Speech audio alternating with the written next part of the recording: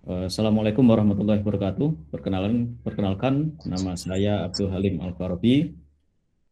Saya adalah mahasiswa PPG dalam jabatan tahun 2021 Angkatan 3 Universitas Negeri Makassar. Nah, dengan nomor peserta PPG yaitu 2016983347716 dan NIM PPG 21903749512. Ya, jadi pada hari ini, Senin 18 Oktober 2021, saya akan melaksanakan UKIN di SMK Baitul Atiq Nganjuk secara daring pada mata pelajaran dasar pengendalian mutu dengan materi pengujian hasil pertanian dan perikanan secara kimiawi. Berikut adalah praktik pembelajaran yang saya laksanakan. Assalamualaikum warahmatullahi wabarakatuh. Baik, anak, kita mulai ya semuanya. Tolong dibuka semuanya kameranya kalau bisa. Baik, Assalamualaikum warahmatullahi wabarakatuh. Waalaikumsalam. Bismillahirrahmanirrahim. Alhamdulillahirrahmanirrahim. Wassalatu wassalamu ala asrofil anbiya wal mursalin sayyidina wa maulana Muhammadin wa ala alihi wa sahbihi ajma'in amma ba'd. Yang saya muliakan, yang saya banggakan, adik-adik semuanya, khususnya siswa-siswi SMK Baitul Atiq Nganjuk. Pada kesempatan kali ini, kita akan melanjutkan pembelajaran kita yang untuk kali ini kita akan melanjutkan pembelajaran dasar pengendalian mutu yang kedua. Ini lanjutan dari dasar pengendalian mutu yang sudah kita laksanakan kemarin dengan subbab materi pengujian hasil pertanian dan perikanan secara kimiawi. Kemarin kita sudah melaksanakan dasar-dasar pengendalian mutunya, kemudian kita langsung akan membahas mengenai cara dan dasar-dasar mengenai uji mutu secara kimiawi. Bermanfaat bagi kita semuanya, ilmu kita bermanfaat juga, guru-guru kita juga diberi ilmu yang bermanfaat, kita semuanya diberi kesehatan, keluarga kita dan guru-guru kita semuanya juga. Al-Fatihah. Bismillahirrahmanirrahim. Alhamdulillahirabbil alamin. Iya, kenapa? Jadi untuk dasar pengendalian mutu ini yang kedua dengan materi pengujian hasil pertanian dan perikanan secara kimiawi akan secara umum dibahas menjadi 4, yaitu tujuan kita menganalisis secara kimiawi itu apa, terus kemudian ketika kita menguji mutu entah secara fisika, secara kimiawi, secara mikrobiologi, maka di situ ada yang namanya sampel atau bahan yang akan kita uji. Nah, bagaimana cara kita memperlakukan sampel itu nanti akan kita bahas secara simpel. Selanjutnya nanti ada jenis pengujian kimiawi. Nah, jenis pengujian kimiawi ini kita akan bahas mengenai apa saja uji kimiawi yang biasa dilaksanakan di laboratorium uji pangan. Saya mohon maaf, ini karena di sini adzan, jadi kita break sebentar sambil kita dengarkan adzan. Ya.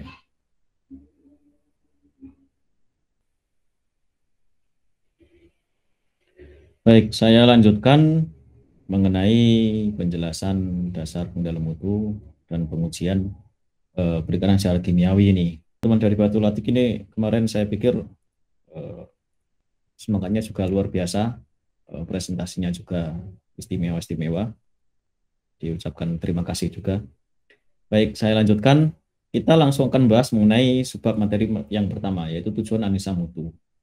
Jadi tujuan analisa mutu ini dalam konteks ini kita nanti akan bahas analisa secara kimiawi, kan begitu. Yaitu yang pertama menguraikan komponen-komponen bahan pangan, baik jenis maupun jumlahnya, sehingga dapat disusun komposisi bahan pangan tersebut. Nah, ini adalah tujuan dari analisa mutu. Selanjutnya untuk komponen pangan, jadi begini, yang namanya bahan pangan, mau ikan, padi, terus kemudian apalagi tepung, terus daging sapi, daging apalah, semuanya itu, pokoknya yang seperti bahan pangan, maka dia memiliki komponen-komponen. Nah, komponen-komponen penyusunnya itu pada dasarnya dikelompokkan menjadi 3. 1, air. 2, makroprotein. 3, mikronutrien. 3 hal ini penting untuk kita pahami sebagai dasar untuk analisa bahan pangan secara kimiawi. Karena yang kita analisa ke depan secara kimiawi paling tidak ini ada 5 hal di sini. Apa itu? Air, terus kemudian karbohidrat, lemak, protein. Nah, untuk vitamin dan mineral ini adalah jadi satu. Kenapa jadi satu? Karena biasanya untuk uji proksimat, uji secara kasar, maka vitamin dan mineral ini akan digolongkan menjadi satu. Nah, kita sudah membahas tujuan analisis pangan. Nah, selanjutnya kita membahas sampel bahan analis. Jadi maksudnya sampel bahan analis adalah sampel bahan yang akan kita uji. Sampel bahan analis atau bahan pengujian itu diterima dari konsumen atau diperoleh dari proses pengambilan sampel harus segera ditangani untuk mencegah terjadinya perubahan. Kalau sampel kita ini kita biarkan terlalu lama atau kita tidak tangani, tidak kita simpan dengan seharusnya, maka kita akan nanti menguji hal-hal yang tidak akurat. Karena misalnya kalau kita menguji kandungan ikan segar yang baru kita ambil dari laut, maka hasilnya nanti akan berbeda ketika kita menguji kimia ikan yang sudah diambil dari laut 2 atau 3 hari yang lalu. Pasti hasilnya nanti akan berbeda. Selanjutnya, ini kita masuk dalam materi inti, yaitu jenis pengujian kimiawi. Tadi sudah kita jelaskan bahwa uji kimiawi ini sangat berkaitan dengan kandungan yang ada di dalam bahan pangan. Yang pertama uji protein. Di sini kita bisa lihat bahan pangan itu secara umum memiliki kadar protein yang sudah baku, yang sudah ada di dalam bahan pangan tersebut sebelum diolah. Misalnya susu skim kering itu proteinnya 36%, kacang hijau 22%, ikan segar 17%, jagung 9%, tepung singkong hanya 1,1. Cara menganalisa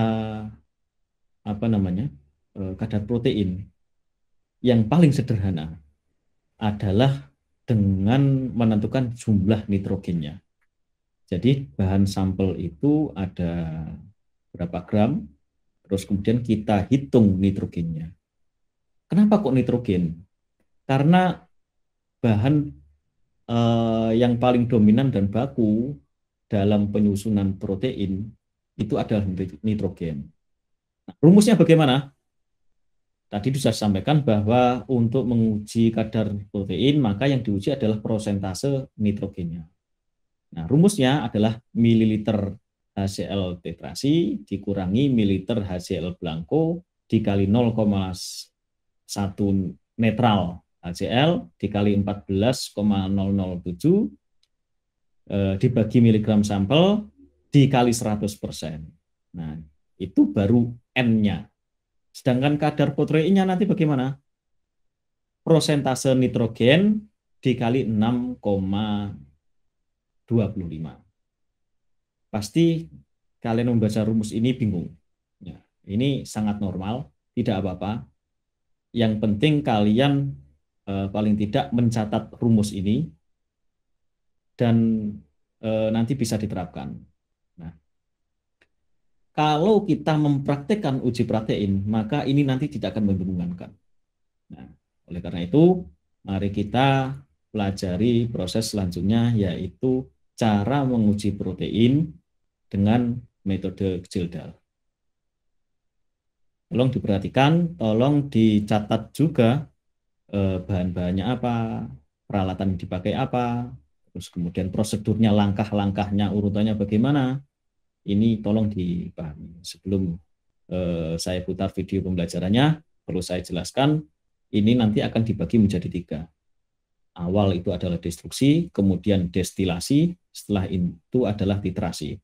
Baik, tolong diperhatikan videonya, cara menguji protein dengan metode uji dalam. Metode Kedal, apa itu? Metode analisa kuantitatif nitrogen organik dalam zat kimia seperti NH3 yang ditemukan oleh Johann Kedal tahun 1883. Gimana cara kerjanya? Tembaga sulfat ditimbang sebanyak 0,8 gram. Ini apa? Alat yang di tengah ini, mau saya kelihatan ya? Ya, ini adalah namanya timbangan analitik. Kenapa bentuknya seperti ini? Karena ini harus ditutup dengan kaca. Karena timbangan analitik itu sangat sensitif. Kena tiupan hidung kita saja, kita bernafas itu bisa mempengaruhi nilai dari timbangan. Makanya dia harus tertutup. Tembaga sulfat ditimbang sebanyak 0,8 gram.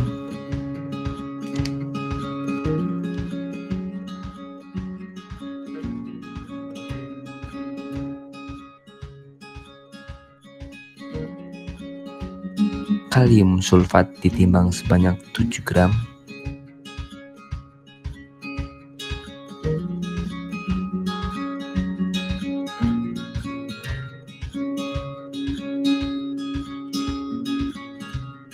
Sampel ditimbang sebanyak 1 gram.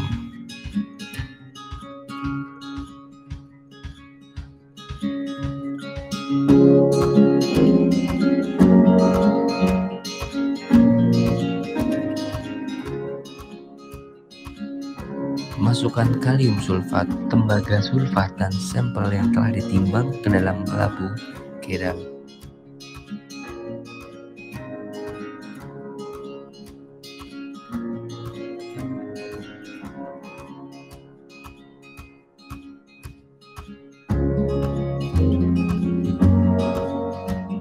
Penambahan asam sulfat.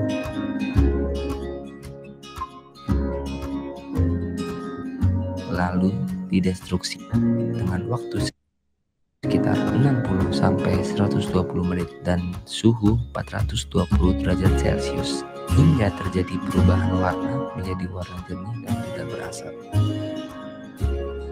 Yang perlu saya jelaskan di sini adalah ini atas ini apa?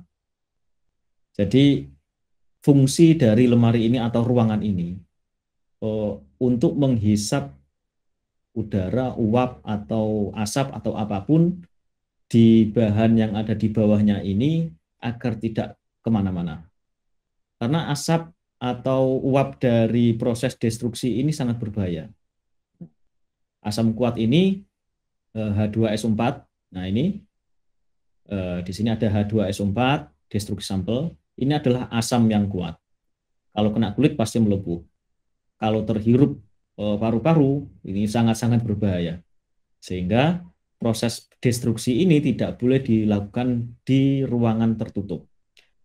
Terus kemudian jadi disebutkan bahwa sampai ada perubahan warna. Benar. Dalam destruksi ini nanti awalnya bahan bisa berubah menjadi hitam sangat pekat seperti arang. Gitu.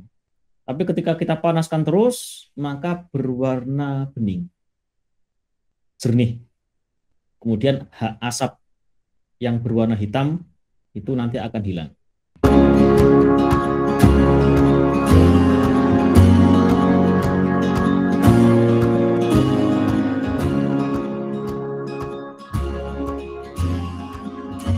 Tambahkan 75 ml Aquades.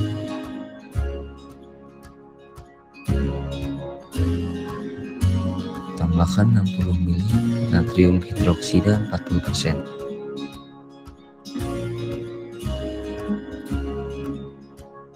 Larutan amonium sulfat dipindahkan ke dalam labu destilasi.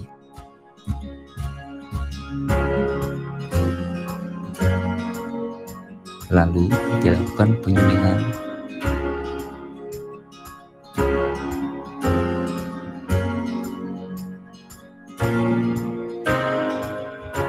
Disuling dengan natrium hidroksida mengubah amonium sulfat menghasilkan gas amonia.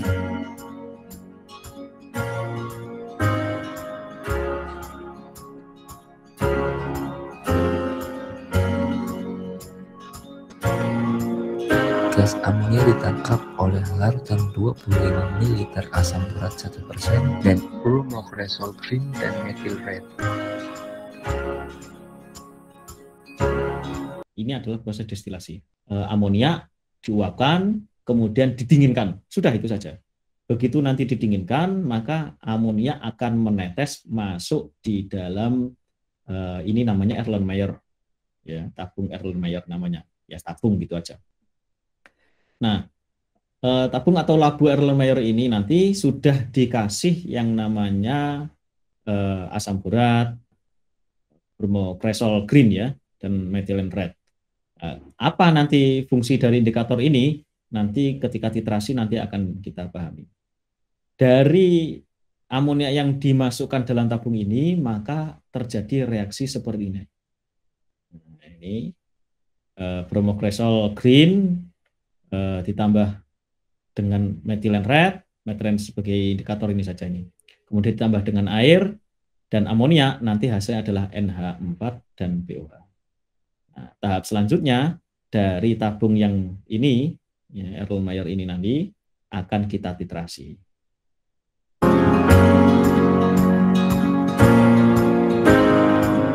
Larutan dititrasi dengan asam klorida 0,1 N.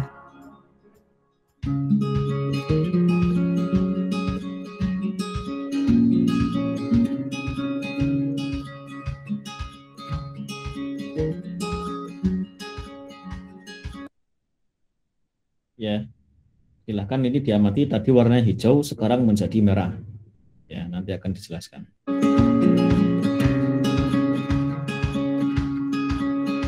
Titik akhir titrasi ditandai dengan perubahan warna menjadi warna merah muda.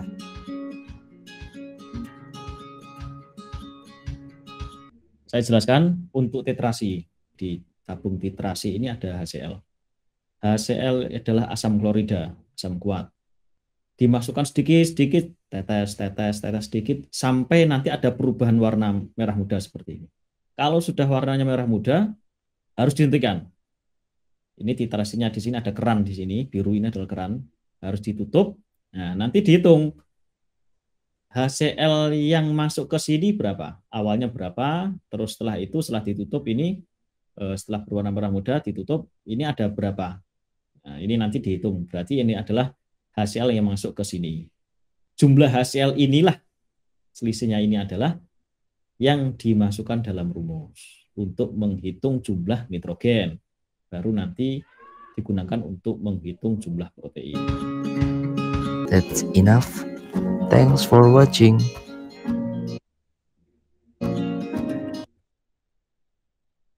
Baik, tadi sudah kita pelajari cara menguji protein menggunakan metode Gildan. Yang penting harus melakukan secara prosedural, aman, menggunakan kacamata, sarung tangan, baju yang aman. Ya, jangan bermain-main dengan yang namanya HCl, harus dengan pengawasan guru dan orang yang berpengalaman dalam laboratorium, karena berbahaya. Ya, saya mohon maaf ini karena juga di sini musim maulutan sehingga agak ada suara dari masjid. Baik, saya lanjutkan. Tadi sudah dipelajari uji protein, sekarang kita mempelajari uji lemak. Uji lemak itu apa? Uji lemak itu menyangkut dua hal, lemak dan minyak. Bedanya apa lemak dan minyak? Lemak adalah minyak, nah bahasanya begitu. Lemak adalah minyak yang dalam suhu ruangan berbentuk padat, sedangkan minyak itu adalah lemak yang dalam suhu ruang berbentuk cair. Kok begitu? Ya, artinya apa? Semuanya sama. Antara lemak dan minyak itu sama saja. Sama saja. Jadi lemak dan minyak adalah salah satu kelompok yang tergolong golongan lipida. Lipid itu lemak.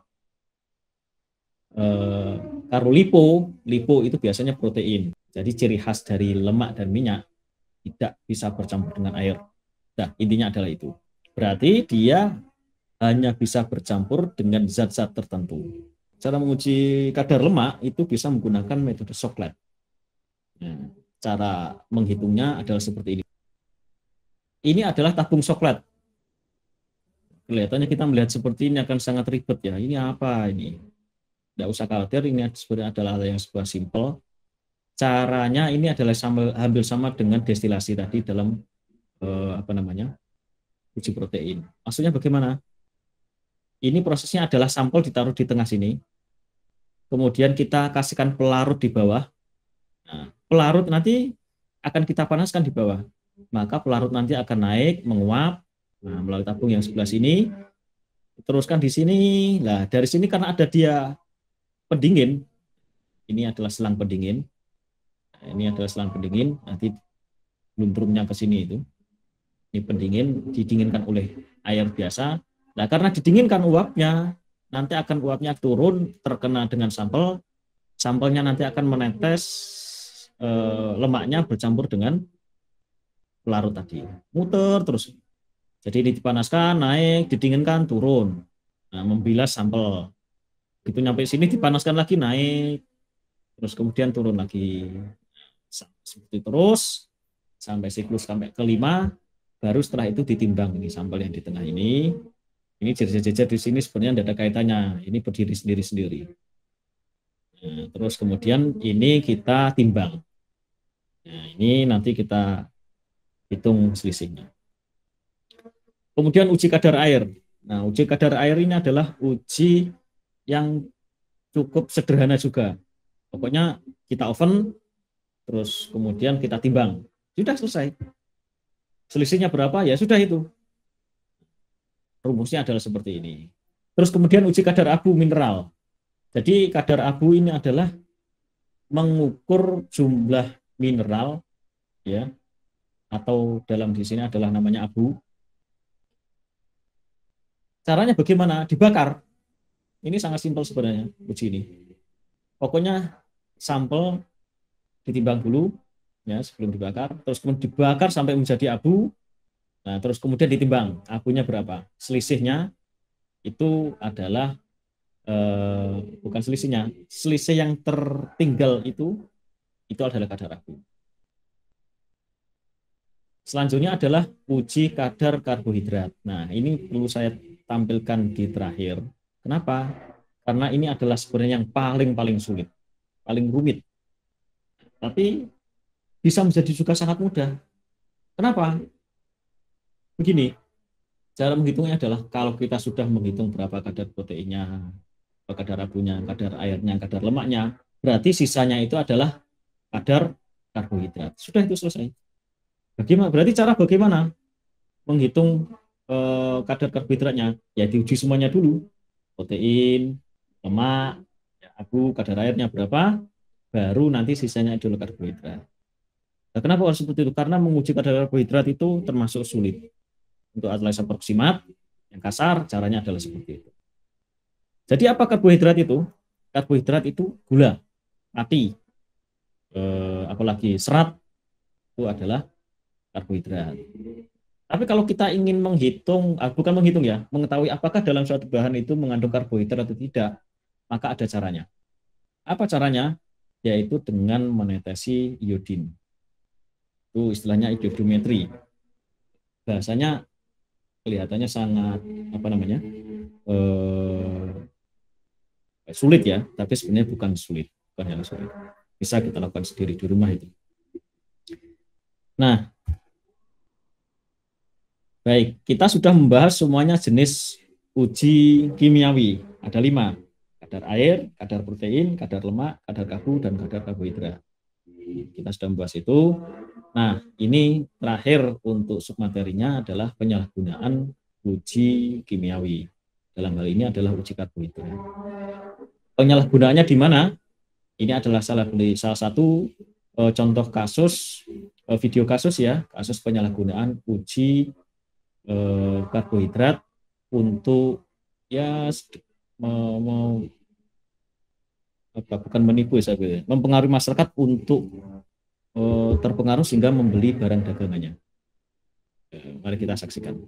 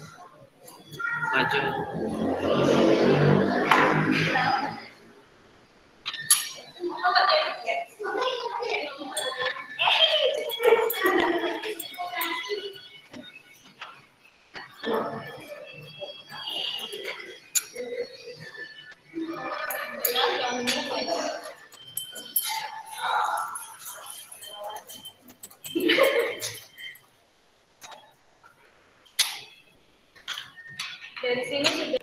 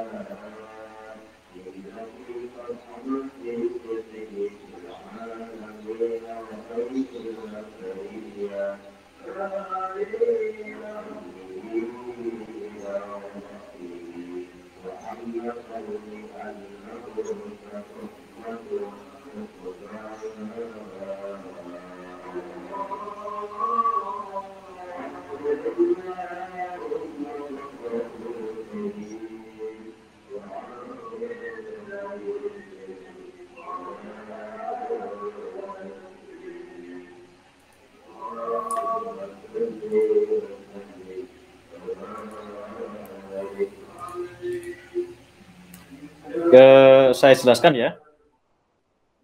Masih bersama saya ini semuanya? Masih bersama saya ya? Mbak. Oh, ya.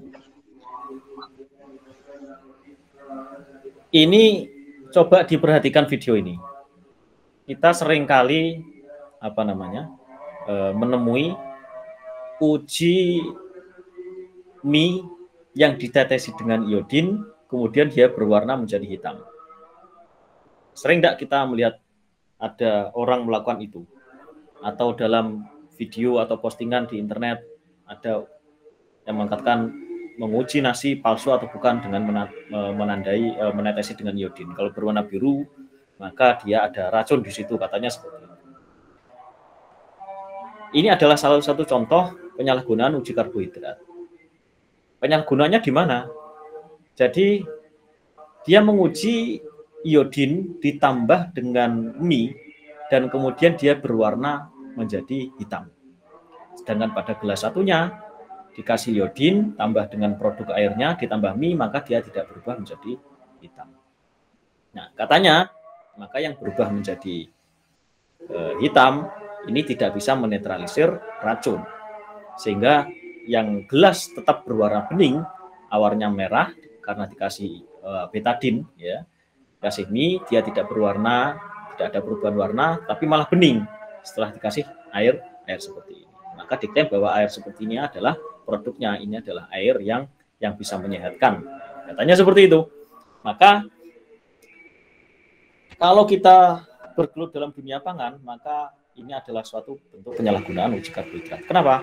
Karena cara menguji ada tidaknya karbohidrat yaitu dengan ditetesi iodin, dan betadin itu adalah mengandung banyak iodin. Begitu mie ya atau nasi atau makanan yang mengandung karbohidrat ditetesi dengan betadin misalnya, maka pasti akan berubah menjadi warna hitam. Berubah warna hitam itu bukan berarti ada racun di situ, tidak, tapi karena ada menunjukkan bahwa di situ ada karbohidrat. Nah, uji seperti ini adalah namanya uji iodiometri. Namanya adalah uji iodiometri. Nah, uji ini akan tidak berlaku ketika ada air atau ditambahi zat yang namanya Na. Na+. Biasanya untuk air yang basah, katanya air alkali lah. Uji iodometri ini akan tidak berguna atau tidak akan menunjukkan perubahan warna atau warnanya menjadi bentuk semula ketika ada Na di situ, Na+, ion Na+. Nah, berarti menunjukkan bahwa produk ini malah ini mengandung tambahan yang itu di luar tambahan alami. Makanya ketika ditambahkan air, iodin, terus kemudian dikasih mie, terus ditambah dengan air ini, maka tidak berubah sama sekali menjadi bening. Ya tentu saja, karena iodin tidak akan bereaksi gara-gara karena ditambah dengan air yang mengandung Na. Maka kita jangan sampai tertipu. Selain Na, kadang ditambah dengan vitamin C, maka akan menjadi bening lagi juga. Nah, kita maka jangan sampai tertipu dengan hoak-hoak atau penyalahgunaan uji iodiometri seperti ini. Nah, jangan sampai nanti kita ketemu di pasar, misalnya ada yang menjual air, katanya air sehat, pengujinya dengan betadin tambah dengan mie. Jangan percaya, karena itu pasti adalah pembodohan. Kalau kita bisa memahami prinsip-prinsip pengujian mutu kimia, maka kita tidak akan mudah tertipu dengan penyalahgunaan seperti ini. Jadi intinya adalah penambahan iodium atau iodin pada bahan pangan yang mengandung karbohidrat atau padi, amilum, seperti mie, nasi, dan seterusnya itu singkong, pasti akan menjadi perubahan warna. Perubahan warna ini adalah hal yang sangat normal bagian dari bentuk proses kimia. Nah, tidak ada indikasi yang berbahaya di situ. Menjadi pertanyaan, ketika ditambah iodium kok tidak berwarna menjadi hitam, itu malah bahaya. Nasi, kalian punya nasi, kalau ditambah iodin atau iodium, ya betadin itu, kok tidak berubah menjadi hitam, maka kalian harus pertanyakan, loh, ini nasi beneran atau tidak? Kalau nasi beneran, pasti nanti akan berubah menjadi warna biru kehitam-hitaman. Baik. Ini adalah salah satu bentuk penyalahgunaan dalam pengujian kimiawi. Jadi cara menguji kandungan karbohidrat yang paling sederhana adalah dengan menambahkan iodin dalam sampel. Jika mengandung karbohidrat, maka akan berwarna biru pekat atau warna merah. Nah, uji ini dinamakan iodiometri. Nah, reaksi perubahan warna ini tidak menandakan bahwa adanya bahaya atau mungkin racun di situ, tidak. Tapi reaksi normal. Kalau warnanya biru, berarti dia di situ ada karbohidrat. Ketika dia bereaksi dengan ion Na, maka tidak terjadi reaksi menjadi biru. Kembali seperti semua bening. Nah, ini tambahkannya seperti itu, iklan-iklan seperti itu, uji-ujian seperti itu tidak usah kita perhatikan. Nah, kalau kita bisa memahamkan masyarakat, tetangga-tetangga kita, ketika ada orang menguji produknya seperti itu, katakan bahwa itu adalah tidak benar. Tidak relevan menguji air atau bahan menggunakan iodium. Nah, tidak relevan. Nah, baik. Alhamdulillah, kita sudah pada penghujung materi. Nah, sebelum saya tutup, ada pertanyaan. Ini waktunya juga hampir habis. Ada pertanyaan? Ya, kalau tidak ada, nanti saya lanjutkan. Kalau ada pertanyaan bisa japri ke saya. Untuk terakhir, untuk tugas, ya, untuk evaluasi, maka akan saya berikan evaluasi berupa soal yang akan saya kirimkan melalui grup WA kalian masing-masing. Tolong itu dikerjakan semuanya, untuk evaluasinya. Paling tidak besok harus kita sudah kumpulkan. Setelah itu, LKPD juga nanti akan kita berikan, akan saya berikan untuk kalian melalui grup WA. Nah, LKPD itu nanti adalah penguji. Tolong kalian nanti akan menguji iodiometri di rumah masing-masing, cari iodium atau betadin atau semacamnya, teteskan pada bahan-bahan seperti yang saya deskripsikan. Ada mie, ada nasi, kemudian ada ketela, dan ada bahan lain. Nah, itu analisa perubahan warnanya, terus kemudian jelaskan kenapa yang satu warna seperti ini, kenapa warnanya satunya seperti ini, dan seterusnya. Nah, tolong itu dijelaskan. Ini tugasnya adalah individu, semua individu. Untuk evaluasi, kerjakan secara individu. Untuk LKPD, kerjakan secara individu. Selamat mengerjakan, dan saya ucapkan terima kasih. Ya, untuk materi ini kita cukupkan sekarang. Semoga apa yang saya sampaikan, yang kita pelajari bersama ini bisa bermanfaat untuk kita semuanya, menambah ilmu kita, ya, berguna untuk kelanjutan ilmu kita. Dan jangan lupa untuk selalu menjaga kesehatan, menerapkan prinsip-prinsip 5M-nya, ya, menjaga kesehatan sekolahnya. Yang belum vaksin, tolong segera vaksin juga. Jaga kesehatan keluarganya, dan semoga semua diberi kesehatan. Al-Fatihah.